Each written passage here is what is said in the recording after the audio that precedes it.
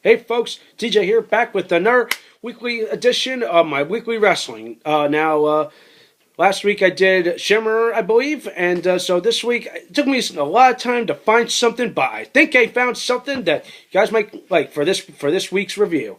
This little gem, oh yeah, this is Evolve 17, Generico del Sol 3, and of course I chose this for a couple reasons. One, I was here for this event. And two, this marked a landmark historical event in the company's history, let alone the Evolve roster. And what a treat for all of us there in Voorhees. And for those of you that were there that night, so you know what happened. So let me get on with the show. What can I say? An incredible show. I love the main event. The main event, as you can tell from the cover, it was El Generico versus Samurai Del Sol. Who would have thunk these two would eventually go on to be in the WWE right now? And what can I say? A great lucha match. It was just an amazing contest. Just watching, typical stuff. A lot of high flying, a lot of breathtaking moments, a lot, very little ground game, a lot, just it all fit perfectly.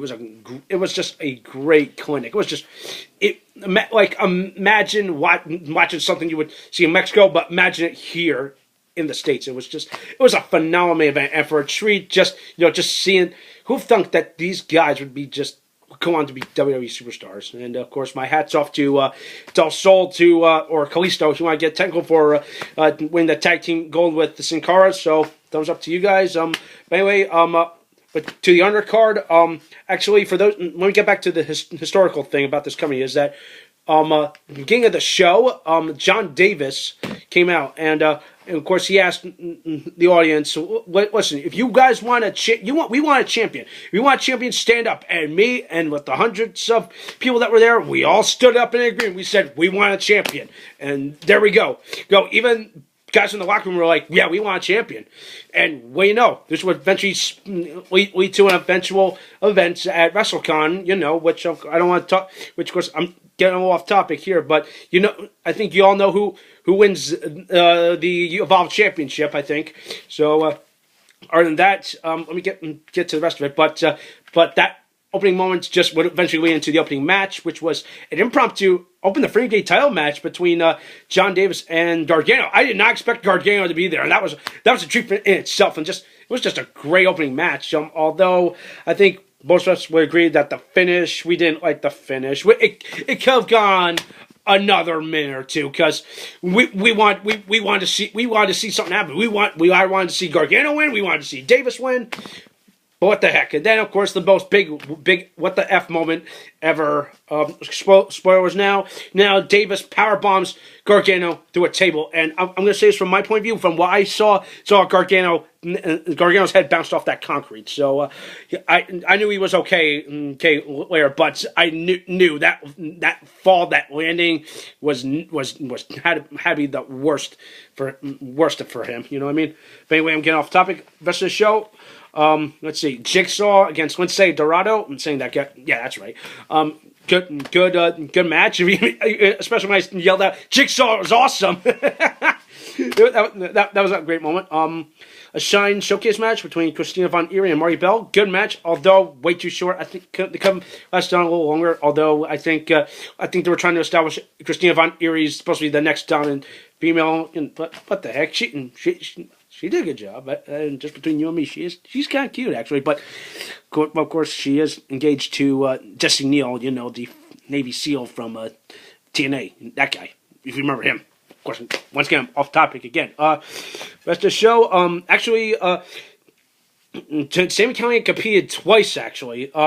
He competed in a tag team match with Pinky Sanchez against the Scene, if you remember those guys, Caleb Conley and Scott Reed. And of course, I'm not gonna lie, Larry Dallas is an absolute scumbag.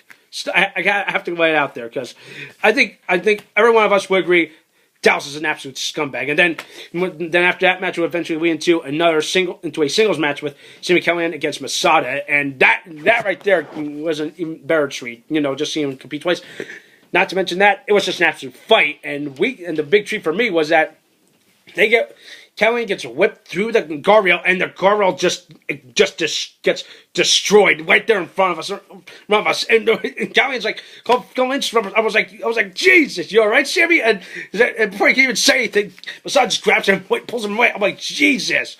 Just send a couple of guys. They're like, you guys okay? We're like, no, we're fine. That was great. They're fixing the guardrail as this fight's going on. It was just great. It was a great moment. But hey, it was a good fight, although was, like I said, it was more or less a fight than a match, but although it was trying to establish a story. And for two guys, especially Callahan, from a company, Combat Zone Wrestling, they wanted to move on, and of course right here, this just established a good story, but of hatred and violence right here. And I don't want to spoil who wins, but you see for yourself, you can definitely, I definitely recommend this. So, of course, I'm jumping ahead a little bit. Rest of the show, let's see, not too special. Let's see, 6-man tag. Rich Swann, the Super Smash Bros. Against Chuck Taylor's Gentlemen's Club, and good 6-man tag. Good for variety. Definitely noteworthy. Also, little heads up, I kind of lose and I just rip into Gulag. I almost say Gargano, my bad. And then we had a grudge match, the semi-main event, which was AR Fox against Ricochet. A terrific rivalry, actually. It was just a match of can you top this? And those two just put on a clinic. Yeah, pretty much. It was like one point, Fox had the lead, then Ricochet, high flying, ground game, typical stuff. And with that, it was just an amazing treat. And I highly recommend this. You can definitely buy this from the Dragon Gate store or High Spots, definitely. So with that in mind, this gets my overall rating of 8.5 out of 10. So let me know what you think. That does it for this week's weekly wrestling review. Take care, guys.